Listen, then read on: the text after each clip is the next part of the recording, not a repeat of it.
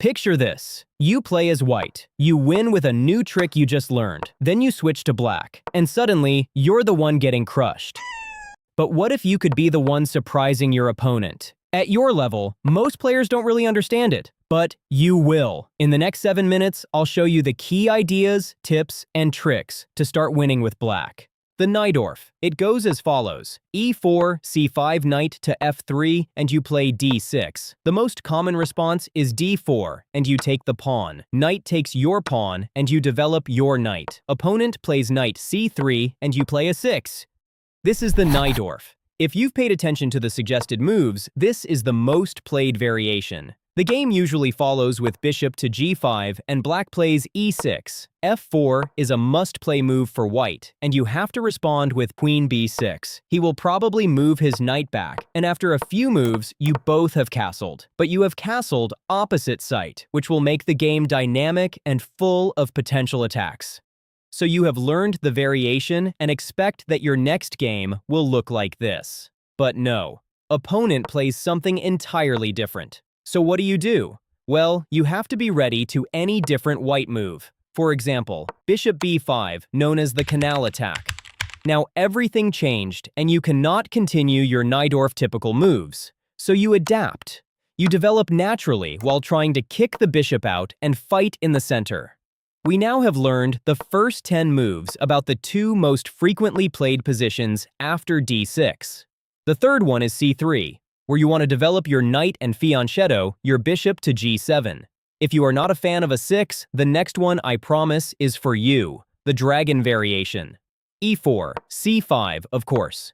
Knight to f3, d6, pawn to d4, pawn takes, knight to f6, knight to c3, but this time, pawn to g6. This is the dragon, and they're a lot of fun and tricky positions. For example, bishop e3 is the main move for white. You should develop the bishop on the g7 square, and now f3 is the main line. After you develop your knight, he prepares to castle long while you go short.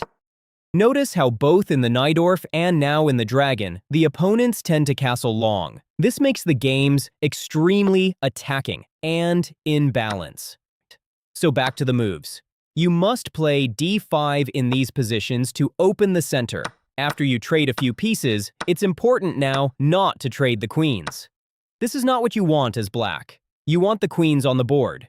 He will likely try to trade your powerful bishop, but you just develop naturally and attack his king. Look how vulnerable his position can get. Now, let's look again what can go wrong to your original plans. If he gives a check with the bishop, either block with the knight or bishop is fine. But what if he takes? This is good for you, because if he is reckless with a move like f3 to protect his pawn, he is actually a little worse after only 6 moves. Why? You have rook c8, and if he castles, you start to develop in the center. Your bishop will follow. Your queen will follow to put pressure on his king. Next up is the super famous Sveshnikov. It might seem similar to the dragon and Najdorf, but you haven't played d6. After his knight takes your pawn, you must play knight to f6. If he takes, which is not good for white, you take with the b-pawn. Careful, it is important to take with the b-pawn so that you want trade queens, because if that happens, you can't castle anymore. But if he knows the top moves, he will not take. Instead, he will develop, and you have to attack his knight. Now, pay attention. If he goes knight to b5, you must play d6. If we go a few moves back and you just try to kick his knight, then you have fallen into his trap. And now his queen is really annoying here. So d6 is the move. And if he pins your knight, you now play a 6. He goes back and you play b5 to develop, and at the same time, prepare b4. But what if he plays something that we have not seen so far? White can be tricky with the Smith-Morra Gambit that goes as follows. Here, white usually does not take the pawn as you see. So, you both develop naturally, but be careful of this variation here. You mustn't play knight to f6, even though it looks natural. Look what white can do. You think you can take with the knight, but you fall into his trap and lose the queen. So be careful. Instead, play e6 and then develop your knight, because now you have blocked the bishop's path. You are not behind in development, and you are up a pawn.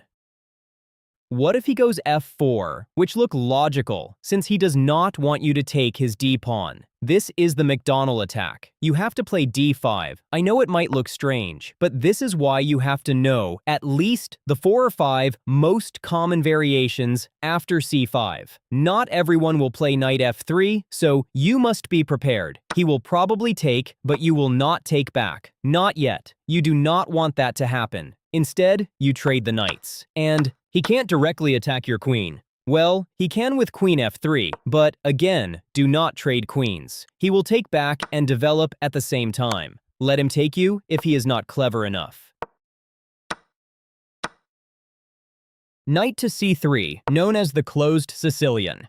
You have options here like knight c6, e6, d6, but I recommend knight c6 and try to develop your bishop to be more attacking-minded. A really fun and attacking line is this, where after a typical move, like bishop b5, you play knight d4, and after trading, you develop your bishop. You push the a6 pawn and ignore his attempt to take your pawn. Now his bishop is strangely placed, so you are ready to win with the black pieces.